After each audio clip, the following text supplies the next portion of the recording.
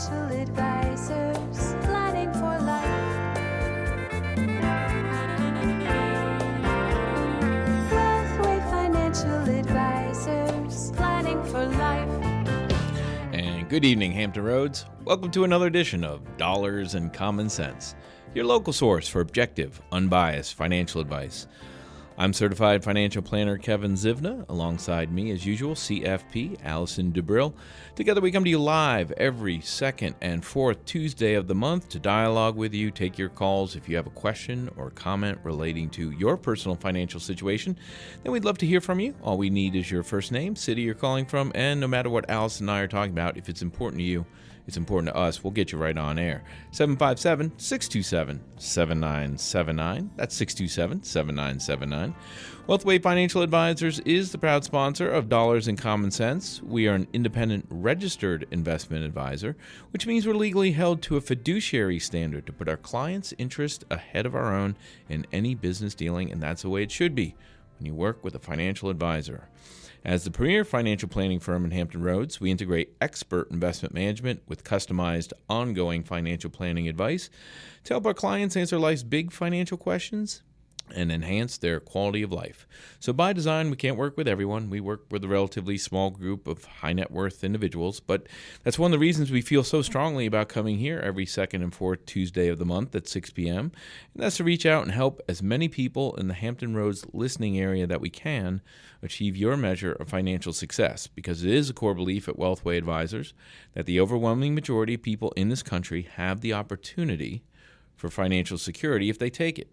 But it does take some time, it takes some effort, and it takes some knowledge. We are here to help. You got to take that first step, though. Pick up the phone, give us a call, 757-627-7979. Whether you want to talk about anything having to do with the investment markets, the economy, insurance products like life insurance, health insurance, property casualty, taxes, tax planning, tax reduction strategies, retirement planning, retirement plans, 401ks, TSPs, 403bs, IRAs, Roth IRAs, mortgage options, Social Security claiming strategies, or estate planning, wills and trusts. All that and more falls under the umbrella of personal finance. We are here to discuss tonight. 757-627-7979. Good evening, Allison. Good evening. Happy fall. Is it fall? Yes, officially. Okay. I'm mourning the end of summer, but everyone else is very excited about fall, so I'm trying to get on board. I've got my orange on today, and I've eaten dozens of pumpkin spice cookies since this weekend. I believe fall or autumn is the most popular of all four seasons. Do we have a poll on that? I could get on board totally if it wasn't followed by winter. Because I'm just, the whole time of fall, I'm dreading winter. Otherwise, it'd be perfect. Winter is coming. Right. Otherwise, I'd be totally on board. But I am on board with pumpkin spice. So there we go. And so am I, truth be told. Oh, wow. Okay. All right. Well, tonight we want to talk about weathering the bear market. For those of you that watch any media outlet, listen to this radio station, watch your own investment accounts. You have seen choppy waters over really this whole year. We were at all-time highs in the markets in January. We reached an official bear market in June, bounced up a little bit from bottoms in July, and now we find ourselves back in what is defined as bear market territory. Yeah, and a bear market there's no official financial technical designation of a bear market. It's really a colloquial term that signifies at least a 20% drop from some peak to trough in a stock or an index, have you.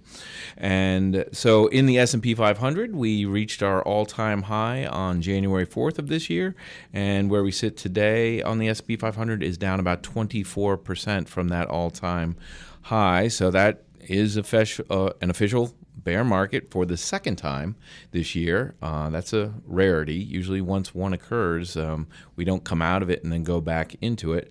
But none of these things are predictable in the short run, and so that's where we find ourselves. And while we spend 90% of our time on this show talking about financial planning topics, a big part of our practice is investment management, and so it's appropriate from time to time to speak to some topics that relate to investment management and specifically to a bear market, what to do, because we know from professional experience this is when most people make the big mistake. And if we can save a few people from making the big mistake or even capitalizing on this bear market, then we will feel like we have done some good in the world today. Mm-hmm. So what should you do in a bear market? Well, how you react largely depends on you and your phase of life. So by and large, for most people, what you should probably do is nothing. If you already have a plan in place, if you have an investment plan in place and you have a financial plan that you're working, then typically you've already should have planned for this eventuality, and your job is to sit back and do nothing and not make the big mistake of selling out at lows. Yeah, generally speaking, you don't want to react to short-term market movements. You want to be proactive and thoughtful in your portfolio design and construction. And part of that process is recognizing that on average, about every 5 or 6, sometimes maybe 7 years, there is an official bear market. And you need to embrace the fact that neither you nor anyone else, myself included, can predict precisely when a bear market is going to occur. And more money is lost trying to avoid a bear market than is actually ever lost in a bear market, because people don't react appropriately to it. And the pain of seeing their account balance continually decline day after day, month after month, eventually wears on people to the point where they feel they have to do something. And that doing something usually means selling. And when you sell, you lock in your losses, and then you have to hope that you somehow have the timing right again to buy back into the market if that strategy is going to be at all successful. And overwhelmingly, it is not, and that is how you lose real money as an investor. Yeah, once you sell out, getting back in is even more terrifying because you've made a decision and now you have to try to make a second timing decision, which is very difficult to do, because getting back in, you should get back in at all-time lows when sentiment is completely dismal and everyone's panicked and everything feels horrible, and it's very difficult to do that. Very few people can actually stomach getting back in at the lows once they've gotten out. No, it's counterintuitive. It's almost impossible. If you saw your account balance decline so much that you felt you had and you were so scared about the prospects of the economy and the stock market that you had to sell out, in order for that to be effective, you have to wait for the stock market to go even lower and then buy back and in. Look even worse and feel even worse. Right, and more negative headlines and more negative sentiment. And then you would have to have the courage to then buy back in even lower. And that's how it would work. But most people, virtually all people, don't do that. They wait until things get better and the news sounds better and the economic statistics get better and corporate profitability gets better and the stock market rises in response to that good news, and then they wait. Then they buy back in, having missed a good part, if not all, of the recovery. So market timing doesn't work for anyone. So, what should you do during a bear market? Now, we already said there's no one-size-fits-all plan. Your plan and how you work your plan should be very specific to you and your situation, but we'll give you some general direction. Yeah, here. don't get your advice from your brother-in-law or your hairstylist or your golf buddy or your cubicle mate in the office. Oh, they're the worst. Everyone's got a theory. Everyone's got in times of crisis. Everyone's got a philosophy. Everyone's going to tell you what they're going to do. You do what's best for you. Right. I mean, everyone's personal situation is so different, and you most likely don't really know the ins and outs of what that person giving you advice has going on. And almost invariably, it's wrong anyway. Right. All right, we're going to pause right here. We got a caller on the line, and we're going to go out to Virginia Beach to speak with Chris. Good evening, Chris. You're on Dollars and Common Sense. Thanks for the call. Hello. My name's Chris. I'm 35, and I've been with my company. They match 6% dollar for dollar, and I'm at 12% now because we're in a program where there's a feedback in my handset. We can hear you okay. Okay. Let me put you on speaker. So I'm at 12% now. They match 6. Mm-hmm. So their program has put us year after year. They bump you up a percentage point. And I'm wondering if in this market, whether or not I need to rein that back a little bit, because I've lost a lot of money in my 401k. Mm-hmm. That's a great question, And Chris. and that's most people's natural instinct. And it's the exact opposite of what you should Is do. it? Yes. Okay. No, this is an excellent buying opportunity. So for people who have a company retirement plan and are contributing with every paycheck to that retirement plan, So I'm putting about $400 a paycheck. We get paid bi-weekly. yeah, So I'm putting that in. They match 6%, but I'm right at like $395 per paycheck. yeah. But I don't have anybody managing a portfolio. It's all company based through Voya. And should I? Do you guys have a contact or someone you can recommend me? Maybe I can diversify. Yeah, well, okay. So two separate things. First, how much you contribute to the plan, and then secondly, where do you put the money inside the plan once it gets there? So you indicated that the value of your account is declining with the general decline in the stock market, and so you're feeling anxious about that, and you prefer to stop the hemorrhaging, and you feel like you're throwing money into a black hole, right? And it just keeps going That's down. exactly what. I feel like throwing $800 a month into this 401k is not returning. Well, a couple of years ago, it was great. Sure. Right. It was amazing. Right.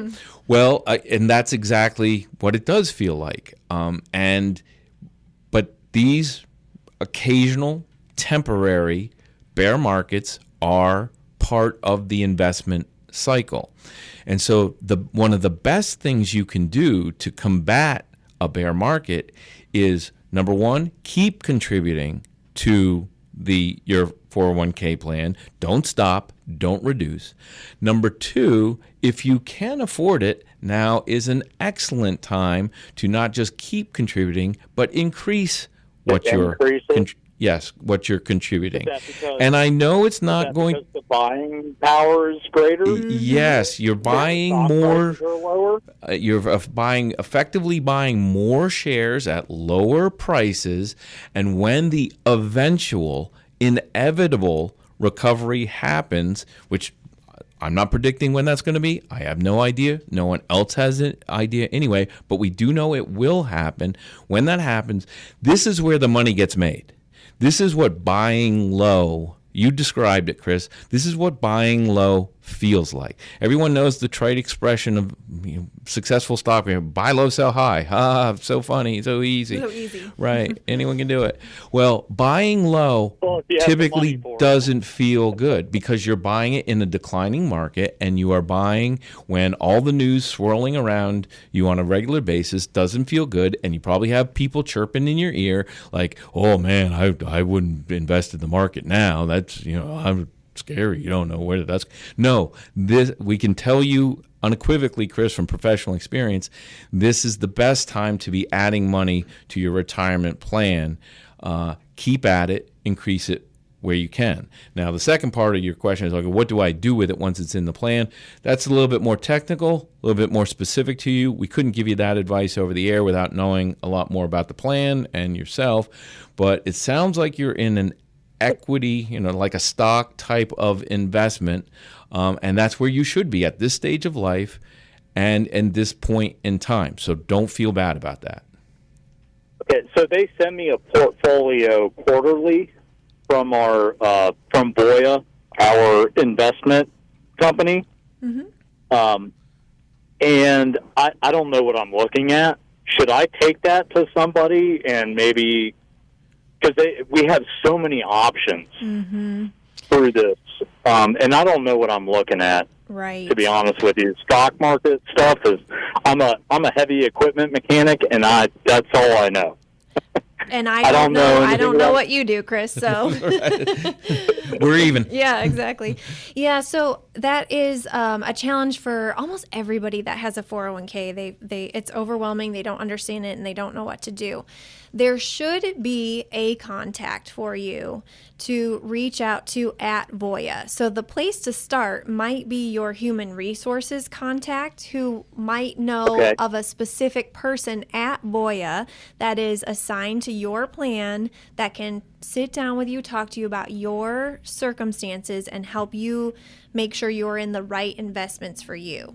So I would start with your HR, and they should know who you can contact at Voya. And if it's not a person, then it's at least typically a call center with people, or sometimes it's starting at a website where you log into and answer some questions that can help guide you. But there are almost always are resources there. You just got to work through your employer to find them.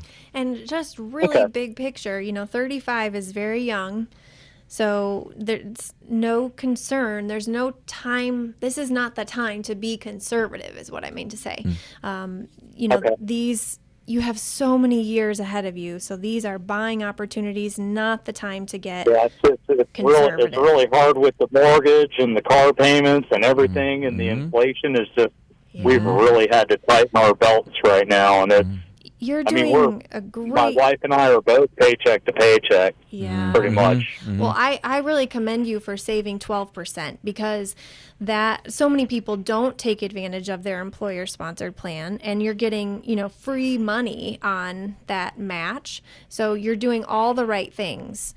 So just keep doing what you're doing. They induce the program to where they match you 6%, but they want you to get to the 6%, and every year, unless you opt out of it, they bump it up increases. Every year. Yep. It's pretty common. Which has been good, because when the economy wasn't so bad, and I didn't notice that 1% every year, but the past couple of years, that 2 or 3% it's shown its face now, and it's been tough. Well, but so I'll just hold on. We'll tighten our belts, and we'll keep on keeping on. I really appreciate your advice. Okay, Chris.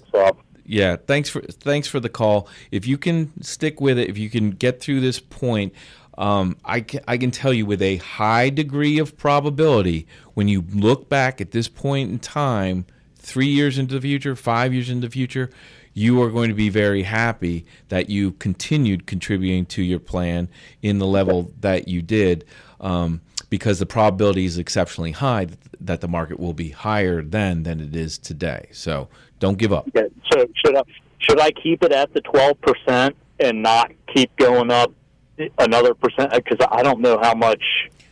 Because we're getting to that time at the end of the year where they're going to bump me up another percent. I wonder how high the plan would go. Will you or your wife have a pension in retirement? Do either of you have a pension plan?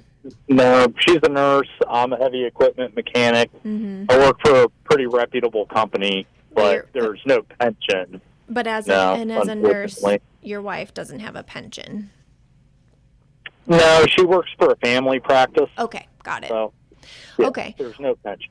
Well, long term, I think you're where you need to be at 12%. We typically recommend people work towards saving 15% of their income, unless there's going to be some 15? Pension income in the future. So 12 is great. If you if you can stomach the increase, do it. I Otherwise, might be. Otherwise, you I can might- I opt might- out until you get another pay raise, and then take the opportunity to go up a percentage the next time you get a pay raise, That's maybe. the thing. They didn't give us. They decided not to give us cost of living Right. increases to match the inflation. They gave us a one-time payout, which was like $1,300 or something like that. And it's inflation being 8.3 and probably going to continue to increase to probably close to 9 at the end of the year, I'm assuming. Yeah, if you don't get a pay raise and, then you can't stomach the increase, that's okay. If you can just hold the line at 12% until maybe inflation comes down and you get the next raise, you'll still be on a great path.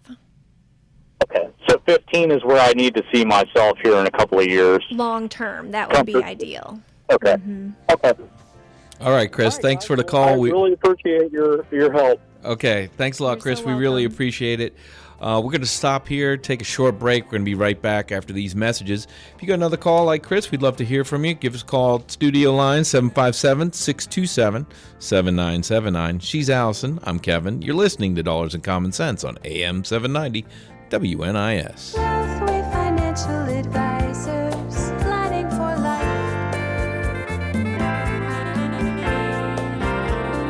Wealthway Financial Advisors, planning for life. And welcome back to Dollars and Common Sense, your local source for objective, unbiased financial advice. Alongside certified financial planner Allison DeBrill, I'm CFP Kevin Zivna. We're from Wealthway Financial Advisors, the premier financial planning firm in Hampton Roads, where we integrate expert investment management with customized ongoing financial planning advice to help our clients answer life's big financial questions and enhance their quality of life. For more information about us, you can look us up online at wealthwayadvisors.com. Once there, you can request an information packet to find out what it's like to work with us or sign up for a free quarterly newsletter at wealthwayadvisors.com. Just go to the contact page, put your name and address in there, select the appropriate drop-down menu, and we'll get that information out to you later on this week. And that's all we will use your name and address for, is just to send you the information you request. Or you want to talk it out, you got some more nuanced questions, speak to a live human being, give us a call at the office, 757-456-2200. Want to remind everybody, our next show will be in 2 weeks on Tuesday. Our next live show will be in 2 weeks on Tuesday, October 11th at 6 p.m. But if you can't listen to us live every second and fourth Tuesday, then you can get the show as a podcast. Search for Dollars and Common Sense wherever you get your podcasts. Download us, take us with you wherever you go. Listen at your leisure. And if you're into social media, we are too. We're on Facebook and LinkedIn. You can search for Wealthway Financial Advisors. Hit that old like button, and we will be friends. And every once in a while, we put up an interesting post Yes. that will entice you Yes, exactly. and enlighten you and amaze you and delight you. Well, let's not overpromise here. In the meantime, you can give us a call here on the studio line. If you have a question or comment relating to your personal financial situation, jump in there and let's have a conversation. 757-627-7979. We've been talking about the current bad weather in the markets, we can call it, bear markets, and what you should do and should not do. Our first point, the first thing you should take away from this conversation tonight is that there's no one size fits all solution. Your plan should be custom to you based on your circumstances. Hopefully you're not reacting to the market. Hopefully you are acting on a long-term investment plan and a long-term financial plan. But really, what you need to do is focus on, instead of focusing on all the noise and all the things that you have absolutely no control over, we recommend focusing on what you can control. So you can control a number of things in your personal financial situation that can help you get through this temporary decline in market relatively unscathed. Yeah, one of the first things you control is how much money you got in your emergency fund, right? Or do you have an emergency fund? Regularly defined in the financial planning profession as about 3 to 6 months of life expenses tucked away in a bank account, safe and sound, not really earning much interest at this point. We know that. That's not the purpose of this money. It's in case you have some unexpected, unforeseen life event. You have that cushion of cash sitting there waiting to be used, and you don't have to go into debt. You don't have to put it on a credit card that you can't pay off, and then all of a sudden have to pay a lot of interest, and then you start spiraling, going down the hole in the debt spiral. Emergency fund is a great security blanket that can help you weather trying times. Mm-hmm. And so hopefully you have your emergency fund squared away. The other thing you can focus on is your cash flow. So if you are in the accumulation phase, if you're still working and earning income, is your income likely to be affected by this downturn in the market? For most people that are still adding to their investments and saving, no, this downturn would not impact their income and wouldn't impact their daily lifestyle. So you can take comfort in the fact that you still have an income source. And hopefully you are saving some of that income source. Like our last caller, Chris, he called. He was doing a great job deferring 12% into his employer-sponsored plan. And his question was, should I stop this? This feels scary.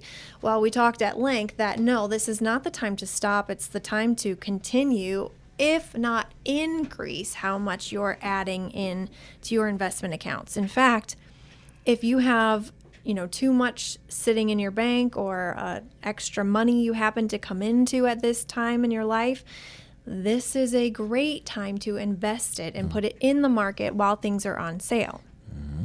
I like to use the analogy of the grocery store. I think it just helps put it in perspective that if bananas suddenly fell by 20%, would you... How much are bananas? I don't even like bananas. I don't know why I chose bananas. Like bananas. Okay, so we'll go with bananas. If bananas went on sale by 20%, I mean, you might be tempted to I wouldn't know because I don't know what bananas got, but you might. I would buy more tempted. bananas because I like bananas. Let's use something different. What if iPhones went on sale? Well, 20%? I'm a Google guy. Oh shoot, yeah, we're divided here. I'm Apple, Camp Apple. He's Camp Google. Okay, what if smartphones went on sale by 20%? Would you automatically try to sell your smartphone, or would you maybe consider upgrading your smartphone and investing or buying a new one? Stocks are on sale right now. You can get the same thing for less money. So it is a good time to add. But like Chris started out with his question, it's counterintuitive to the average person. When you see the money, it's been January 4th was the actual tippy top peak of the U.S. stock market. And so here we are in late September, and it's been a slow and steady decline in value. And while we consider that short term from an investing perspective, we consider anything up to 2, maybe 3 years short term. A year, 8 months feels like a really long time. When every month you open your statement, or if you go online every day and look at your account, it feels like a really long time. It's not. This is still short term from an investment perspective. So the thing you can control here is, if you are continuing to invest, keep going. If you have the means to increase what you're regularly contributing to an investment plan, increase it. If you aren't investing at this point in time, now is a great time to start. That's what you can control. Now, on the other side of that equation are those that are not still earning income, that are not still saving, that might be withdrawing from their investment portfolio. And this certainly can be very scary or unsettling to go through. Yeah, that's definitely a different equation. So people who are fully in retirement, living off Social Security, maybe pension, maybe not, and then their life savings, their nest egg, their investments, their portfolio.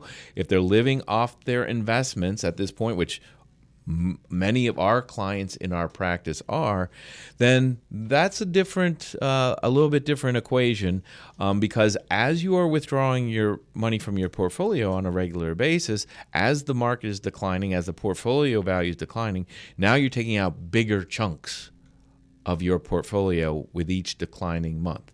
And if the market goes down or portfolio value goes down too far or stays down too long, then you can really start eating away at that principal in your portfolio. And when the ultimate recovery comes, you aren't going to have as much to recover.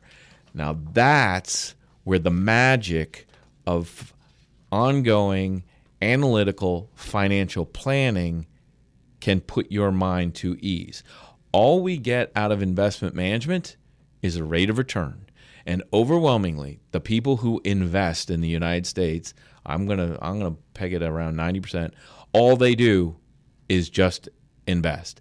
And most of that 90% who do invest don't even know what their rate of return is, because they don't get it properly calculated by their broker or their advisor or whoever, or their online Robinhood account, or they don't even know what the rate of return is. But that's all you get out of investment management anyway, is a rate of return. But the rate of return doesn't tell you what you need to do.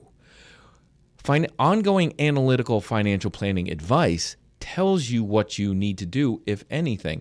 And so for our clients who are going into retirement or in retirement, that's why we are always monitoring, managing, recommending a withdrawal distribution income plan for them for their portfolio that is largely sustainable through these inevitable market downturns. This is what we would consider at this point so far average bread and butter bear market that should have been planned for before you went into retirement.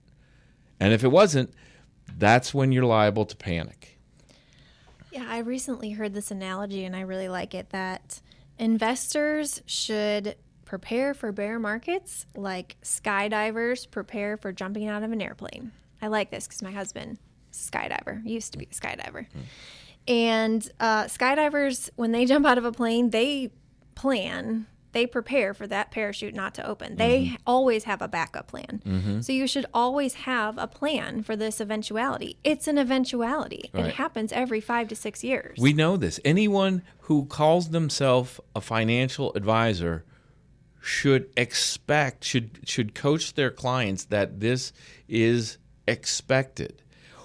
Unfortunately, most don't. And what most do for their clients is lull them into a false sense of security that advisor is going to avoid the market downturn. No, they're not. They're going to tell you that, and you're going to feel good about hearing that, but when it eventually happens, you're going to see that, no, that's not the case, and you're going to be disappointed. So just know that timing these types of market downturns is virtually impossible to do. Well, it is impossible to do with any consistency. It's virtually impossible to do any one time. You just avoiding the downturn is one decision. Then you have to decide when it's time to get back in. That's 2 decision points, and the odds right there are stacked against virtually everybody. So, all right, we got to take a pause right here, take a short break. We're going to be right back after these messages. You have a question or comment, you want to jump in on the conversation, give us a call, 757-627-7979. She's Allison, I'm Kevin. You're listening to Dollars and Common Sense on AM 790 WNIS. Wealthway Financial Advisors, planning for life.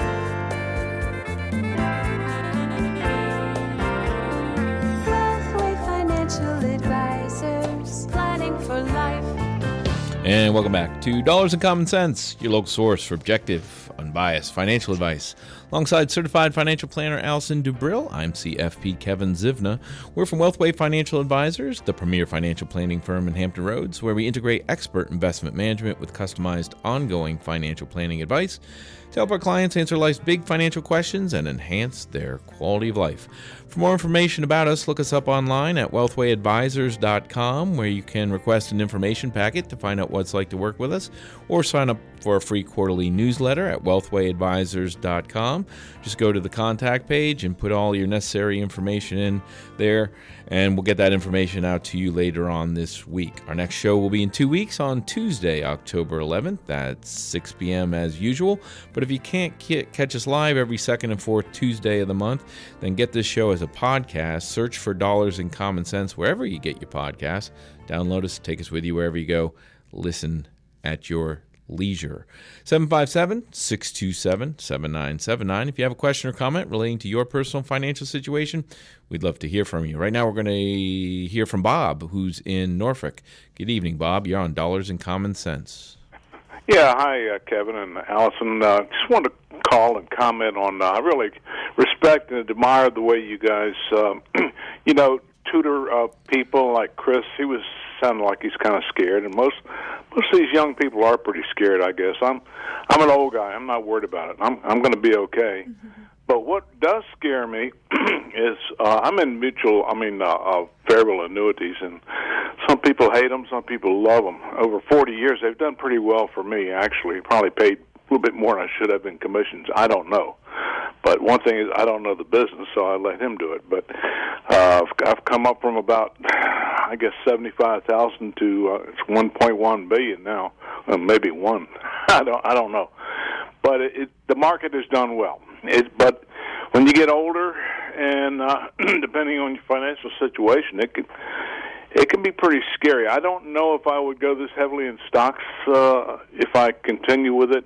I'm not going to take everything out, but there are very few options that are completely safe, and I think you've mentioned those. And there's absolutely no way to get around the tax man. So. What does scare me is how the world situation can affect the stock market. I didn't realize that politics and what's going on now could have such an effect, and it is pretty scary. But you definitely don't want to bail out, do you? Well, I think we would probably disagree with a little bit of that there, Bob. I mean, politics can have some short-run influence on the markets, but it doesn't have very much long-run influence on the market. And despite anyone's politics, there is no statistical correlation between the party of the sitting president and the performance of the stock market, or the predominant party in Congress and the stock market. There is no correlation. You cannot say that one party is better than the other when it comes to stock performance. And I think one more other thing we would add in there is, just because you're getting retired, that's not the end, right? So you don't have to get overly conservative when you go into retirement. Retirement is just a transition phase. And for most people of reasonable health, they probably have another third of their life ahead of them, 25 to 30 years. That's still long term. That still argues from our point of view for remaining still largely invested in equities, because that's where you're going to get your best long-term performance. Maybe I didn't state that correctly. I didn't mean current political party, although I think it has some effect on it. Maybe the world situation in general, what's happening, and the effects of overseas, and just everything in general. It's kind of a rough time. But we're going to pull out of it. But right now with this inflation, that's hurting a lot of stuff. Housing, purchasing, you name it. You know all about it. But I don't know. I'll tell you, on the other hand, I've got way too much money in a credit union making 1.8%, but it's not going anywhere, and that's pretty reassuring just to have that. And it's a pretty sizable amount, but I'm not going to put everything in the market at this point, but I'm not going to take everything out either.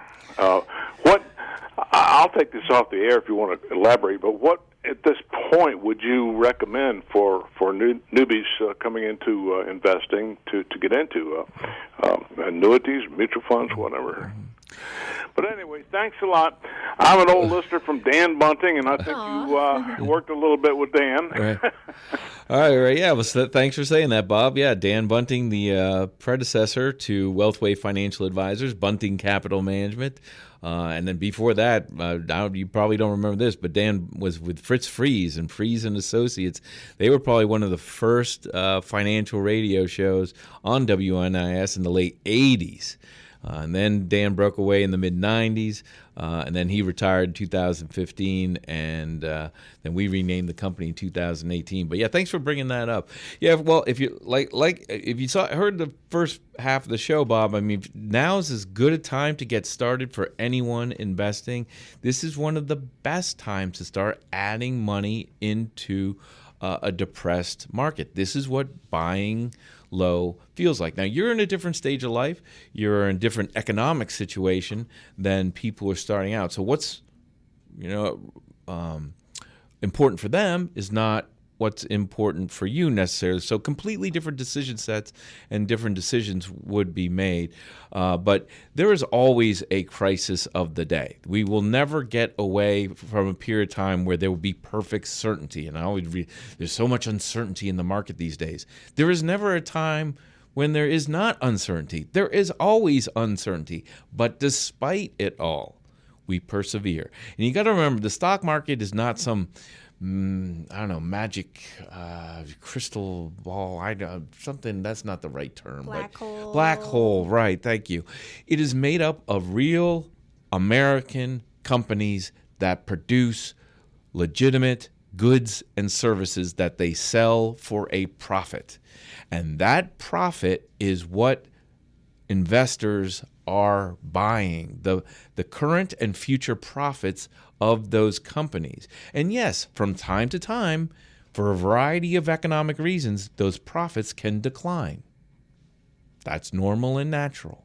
It doesn't go straight up. But over the long run, the incentives built into the capitalistic economic forces of the U.S. economy and most of the world's economy are such that companies are able to grow their profits on average year over year about 7 to 9% on average in the aggregate. That's why the stock market performs similarly.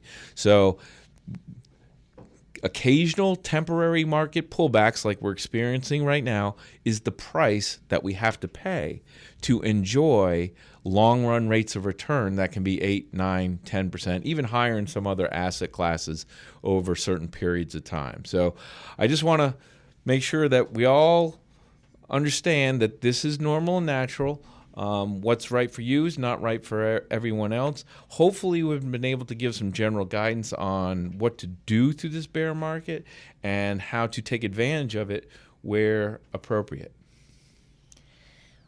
Right. Hopefully you have a plan in place that is customized to you and your financial situation, and you can continue to operate your plan and not make any, not react emotionally to what's going on in the markets. And we'll be back in 2 weeks on October 11th on Tuesday at 6 p.m. live, and we can pick up the conversation there. I don't think the world will be remarkably changed by that point. But if you want more information about us in the meantime, go to wealthwayadvisors.com, get an information packet, sign up for a free quarterly newsletter, or give us a call at the office. We'd love to hear from you. But we'll be back in 2 weeks, October 11th, and get the show as a podcast. If you can't get us live, search for Dollars and Common Sense. For Certified Financial Planner Allison DeBrill, I'm CFP Kevin Zivna. You've been listening to Dollars and Common Sense on AM 790 WNIS. The preceding program was sponsored and paid for by Wealthway Financial Advisors. We are solely responsible for its content.